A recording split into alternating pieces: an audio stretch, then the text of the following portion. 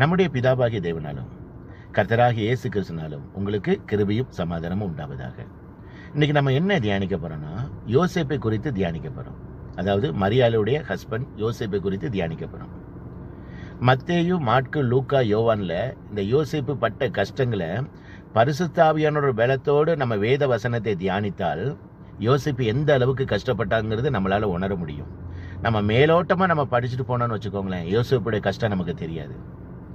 யோசேப்புடைய அநேக நல்ல குணங்கள் இருந்துச்சு. அவற்றில் 2 முக்கியமான நல்ல குணங்கள் என்னன்னா, தான் கட்டிக்க போகிற மனைவி மரியாள் கல்யாணம் ஆகிறதுக்கு முன்பாக கர்ப்பவதியும் தெரிஞ்ச உடனே அவளை அவமானப்படுத்தக்கூடாதுன்னு சொல்லி நினைக்கிறான் பார்த்தீங்களா, அது அவனுடைய நல்ல குணத்தை குறிக்கிறது. 2வது, தான் மனைவி கல்யாணம் ஆகிறதுக்கு முன்னாடி கர்ப்பவதியும் தெரிஞ்ச உடனே தேவனுடைய வார்த்தைக்கு கீழ்ப்படிந்து அந்த மனைவி, கர்ப்பவதியான மனைவியை தன்னுடைய மனைவியாக ஏற்றுக்கொள்கிறாப்புல பார்த்தீங்களா, அது அவனுடைய 2வது நல்ல குணத்தை குறிக்கிறது. நல்லா கேட்டுக்கோங்க, இந்த காலத்தில் இருக்கிற மாதிரி பஸ்ஸு, ட்ரெயின், ஃப்ளைட்டு இயேசு கிறிஸ்து காலத்தில் கிடையாது. ஆனால் தேவனுடைய சட்டத்துக்கும் யோசேப்பு கீழ்ப்படுகிறாப்புல, அரசனுடைய சட்டத்துக்கும் யோசேப்பு கீழ்ப்படுகிறாப்புல. அரசன் ஒரு ஆர்டர் கொடுக்குறாப்புல, அதாவது குடிமதிப்பு கண்டிப்பாக எல்லாரும் பெறணும்னு சொல்லி பண்ணுறாப்புல. உடனே தன்னுடைய மனைவியை கூட்டுக்கொண்டு நேசரத்திலிருந்து பெத்லேமுக்கு போகிறாப்புல. நேசரத்திலிருந்து பெத்லேமுக்கு அப்ராக்சிமேட்ல 90 கிலோமீட்டர் 3 நாள் நடைபயணம் பயிராப்புல. அந்த கர்ப்பவதியான மரியாளை கூட்டுட்டு போறாப்புல. 3 முறை சொப்பனத்துல தேவதூதன் கனவுல யோசேப்புக்கு தரிசனம் காண்றாப்புல. அப்போயும் அந்த வசனத்துக்கு கீழ்ப்படிந்து கிளம்புறாப்புல. என்னன்னா, முதலாவது தேவதூதன் சொல்றாப்புல, இங்குள்ள ஏரோது ராஜா ஆண் குழந்தைகளும் கொல்ல பார்க்குறாங்க, அதனால நீ உன் குழந்தையும் உன்னுடைய மனைவியும் கூட்டிக் கொண்டு எகிப்து தேசத்துக்கு போ, நான் சொல்ற வரைக்கும் நீ அங்கே இரு. உடனே அந்த சத்தத்துக்கு கீழ்ப்படிந்து அவன் உடனே கீழ்ப்படுகிறாப்புல. 2வது கனவுல தேவதூதன் சொல்றாப்புல, யாரு கொலை செய்யணும்னு நினைச்சாங்களோ அவங்கெல்லாம் இறந்துட்டாங்க, நீ உன் மனைவியும் குழந்தையும் கூட்டிட்டு இஸ்ரேல் தேசத்துக்கு வான்னு சொல்றாப்புல. உடனே கிளம்பி எகிப்து தேசத்திலிருந்து இஸ்ரேல் தேசத்துக்கு வராப்புல. 3வது முறையாக சொப்பனத்தில் சொல்றாப்புல, நீ நேசரத்துங்க ஊர்ல உன் மனைவியும் பிள்ளைகளையும் கூட்டிக் கொண்டு போ. உடனே அதுக்கு சத்தது கீழ்ப்படுகிறாப்புல.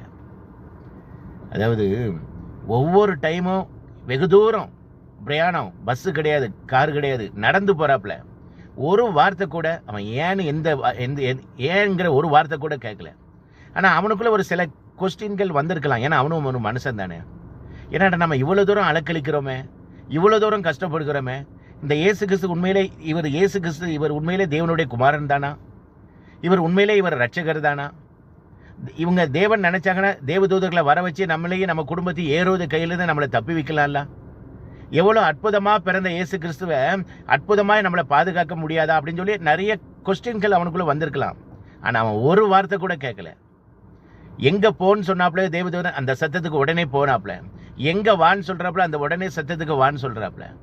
எகிப்திலிருந்து இஸ்ரேலுக்கு போக சொன்னாப்புல போனாப்புல. இஸ்ரேல் தேசத்துல எகிப்து தேசத்திலிருந்து திருப்பி இஸ்ரேல் தேசத்துக்கு வர சொல்றாப்புல, அங்கேயும் வராப்புல. திருப்பி நேசரத்துங்கிற ஊருக்கு போக சொல்றாப்புல. எல்லா இடத்துக்கும் அந்த பச்சில குழந்தையும் அவன் மனைவியும் கூட போறது எவ்வளவு கஷ்டம் தெரியுமா? அதனை அனுபவிச்சாதான் அதனுடைய வழி என்னங்கிறது தெரியும். ஆனா எல்லாவற்றுக்கும் அவன் கீழ்ப்படிந்தாப்புல. அவன் அன்னைக்கு கீழ்ப்படிந்ததுனாலதான் இன்னைக்கு வேதாகமத்தில் யோசேப்புடைய பெயர் பரிசுத்த வேதாகமத்தில் இடம் பெற்றிருக்குது. இன்னைக்கு நம்ம கீழ்ப்படுகிறோமா? ஒரு சின்ன பிரச்சனை வந்த உடனே ஜபத்தை விட்டுரும், வேதத்தை தியானிக்கிறத விட்டுரும், ஆலயத்துக்கு செல்றதை விட்டுரும். இன்னைக்கு யோசேப்பு மாதிரி நம்ம கீழ்ப்படுகிறோமா? இதை நம்ம தான் சிந்திக்கணும். இயேசு கிறிஸ்து உண்மையான, இந்த உலகத்தில் உண்மையான ஒரே ஒரு தெய்வம் இயேசு கிறிஸ்து ஒருவர் மட்டுமே. இயேசு கிறிஸ்து சீக்கிரத்தில் வரப்போகிறார். உங்கள் பாவத்தை விட்டு மனம் திரும்புங்கள், பரலோக ராஜ்யம் சமீபத்திருக்கிறது. கர்த்தருக்கே மகிமை உண்டாவதாக. ஆமேன். அல்லேலூயா.